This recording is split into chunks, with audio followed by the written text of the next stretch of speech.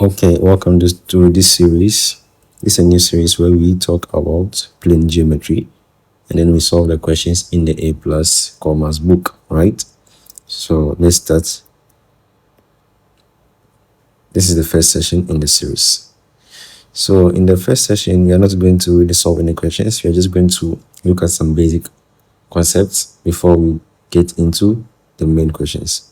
So plane geometry basically deals with lines and angles. Lines and angles. This is what plane geometry deals with, right? Okay, cool. Now, the first concept we want to talk about under this topic is angles at a point. So right now here we have a point here, and then we have lines protruding from that point, right? Okay. So what you need to know over here is that the total sum of angles around a point, this is the point, right? All the angles around it should add up to 360 because we have a circle, right? So we have a full rotation. So the angle is a total of 360. So in this case, when we add A, B, C, D, these angles, it should give us what? 360. 360. So let's write that down. A plus B plus C plus D is equal to 360 degrees, right? So this is a very important concept you should always remember. So the angles at a point add up to 360 degrees. Cool. Let's move on to the second concept I want us to talk about, which is the angles on a line. So we have a horizontal line, or it might be a vertical line, whatever it is. Now, the angles on that line, this straight line, they need to add up to 180 because we have don't have a full revolution, we just have a partial revolution, which is half revolution, right? Which is half of a circle. And know that a full circle is 360. So half of it will be what? 180 degrees, right? So if we're supposed to come down here, that means we have another what? 180. And then 180 give us a full circle to give us what? 360, right? So the angles on this line should add up to 180. So in this case we have A plus B, right? Should give us 180 degrees. Cool.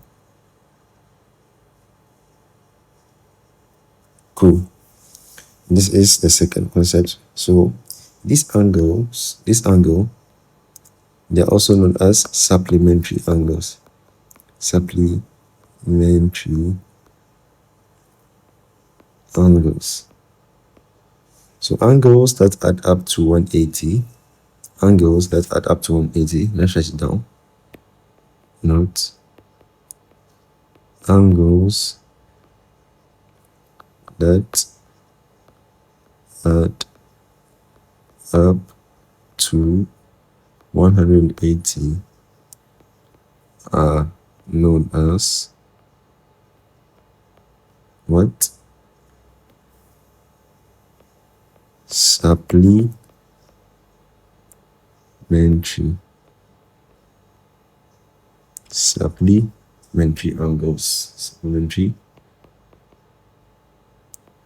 angles, right?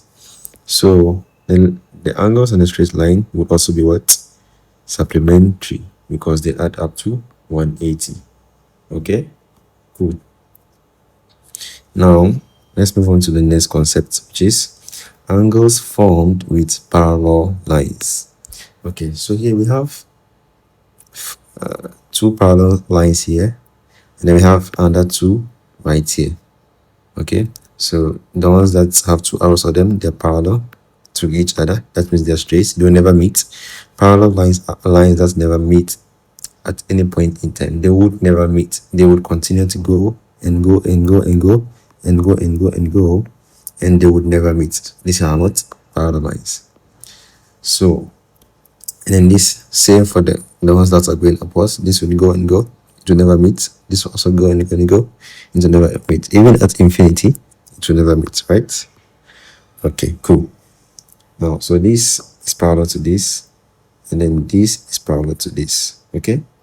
Now, when we have these parallel lines meeting each other, we have a lot of angles that are going to be formed, right? So we have an angle here, we have an angle here, an angle here, an angle here, a lot of angles, right? Now, basically, most of the angles come back to these three. Either they are opposite, vertically opposite angles, corresponding, or alternate angles. So we are going to explain. If I take this angle and this angle, what kind of angle are they? If I take this angle and this angle, what kind of angle are they? If I take this angle, then this angle, what kind of angle are they? Right? So the angles on the parallel lines that intersect, these lines are intersecting, right? Parallel. The angles that they form, they all come back to these three. Okay, cool. Now let's look at each of them one by one. Okay, so we have one line here crossing another line and it's intersecting at this point, right? So we are talking about vertical angles here. So if you have a straight line and another line crossing it, we have an angle that is formed. That's what? Opposite angles. We can call them vertically opposite angles. So we have vertically, this is opposite to this, right? And then this is also opposite to this. So what you need to know is that opposite angles right here, these vertically opposite angles are what? Equal. So if we have A here and B here, then we would say that angle A is equal to angle B. Okay? Okay? Similarly, if we have C here and then D here, okay?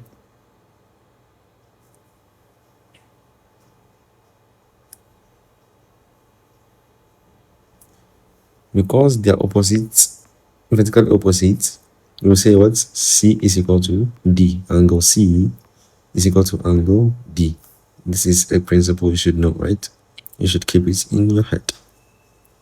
So let's write it down. Angle C is equal to angle D. Okay? Okay? Now, it's very easy to prove this because when you look at this, you have this is a straight line and this is a straight an angle on the line, so supplementary angles, right? Now, these should add these two. A plus D should give us what? 180. And then C plus B should give us what? 180 as well. Okay? Because they are on a straight line. As we mentioned before, angles on a straight line add up to what? 180. So this and this should give us 180. This and this should give us 180. Cool? Alright. Now let's move on to corresponding angles. Now, when we have two, these corresponding angles, right? We have two parallel angles and then one line crossing them like this. And it's intersecting at 2 points, okay? This line that is crossing them, they are intersecting at 2 points. The first point is right here and the second point is right here. Okay? So now, at the point of intersection, when you look at the angles that correspond to each other, this over here, you see this angle, it goes from bottom to top and meets the straight line. And here, similarly, it goes from here and meets the parallel line, right? It goes from here and then it meets the parallel line. So that angle is what? Corresponding. If you look at it, you see that the point of intersection is such that it is right on the right side of the line that is crossing, right? On the right side of this line. Similarly, when you come down here, it is on the right side of this line. So that is why we call them corresponding angles. And then corresponding angles should always be equal. Okay, so let's say this is A and this is B. So angle A is equal to angle B. So these are corresponding angles. Okay, they should be equal to each other, right? So this is the concept of corresponding angles. Let's move on to the next set of angles. The next set of angles is alternate. But before we move on to alternate angles, let's go back to corresponding angles. We would realize that corresponding angles usually they form at an F shape. Okay, they form at an F shape. This is an F shape. So at the top corner you have a corresponding angle, and then at the middle line you have another corresponding angle. So anytime you see an F, try to find the corresponding angles this way, right? Okay, cool. That's just a trick. Now let's move on to alternate angles. Alternate angles just come from the meaning of alternate. Yeah, alternate each other. They alternate. Okay, so this angle is alternate this. Alternate. Okay, similarly this side, okay, alternate. Okay, if we were to have something like this, what would be the next one? Take a guess. You have, okay, let's just leave that for now because we can see it properly. Okay, so these angles are alternating with each other. Okay, this angle alternates with this. Okay, cool. And so alternate angles are also equal to each other.